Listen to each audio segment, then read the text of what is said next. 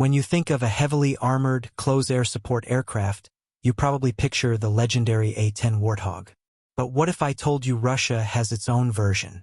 Meet the Su-25 Frogfoot, a rugged, battle-hardened attack jet built for one purpose: destroying enemy ground forces. But is the Su-25 Russia's answer to the A-10?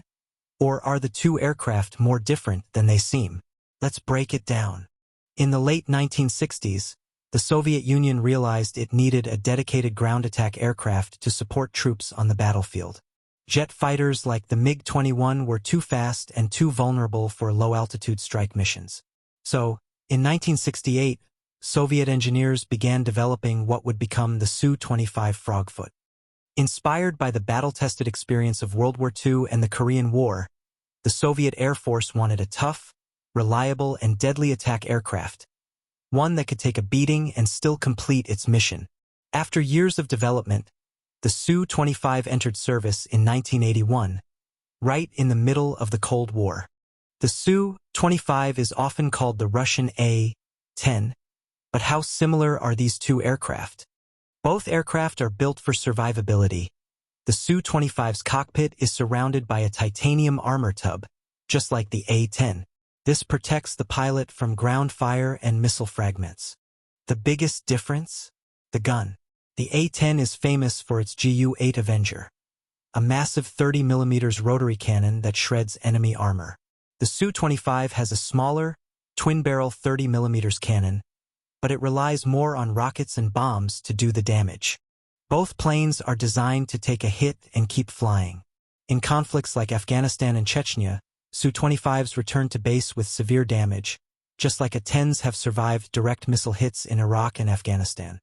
The Su-25 has seen decades of combat, proving itself as a reliable close-air support platform. In Afghanistan, the Su-25 provided air cover for Soviet ground forces, targeting Mujahideen fighters with rockets, bombs, and cannon fire. Stinger missiles damaged many, but the aircraft's rugged design helped it survive. During the Chechen Wars, Su-25s were used in dangerous urban environments, often flying low to engage enemy fighters in mountainous terrain.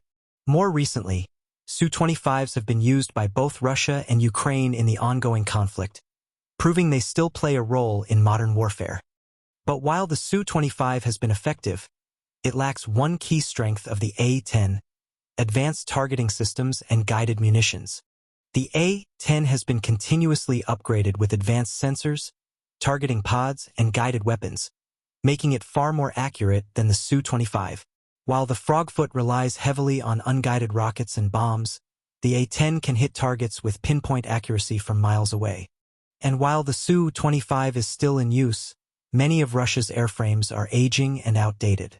The U.S., on the other hand, has continued to modernize the A-10, despite repeated attempts to retire it. So, is the Su-25 the Russian A-10? In many ways, yes, it's a heavily armored, low-altitude attack aircraft designed for close air support. But it lacks the A-10's massive firepower, advanced targeting systems, and extended loiter time. Both aircraft are legends of the battlefield, but in a head-to-head matchup, the A-10 still holds the edge. What do you think? Does the Su-25 deserve more credit, or is the A-10 simply in a league of its own? Let us know in the comments below. And don't forget to like and subscribe for more military analysis.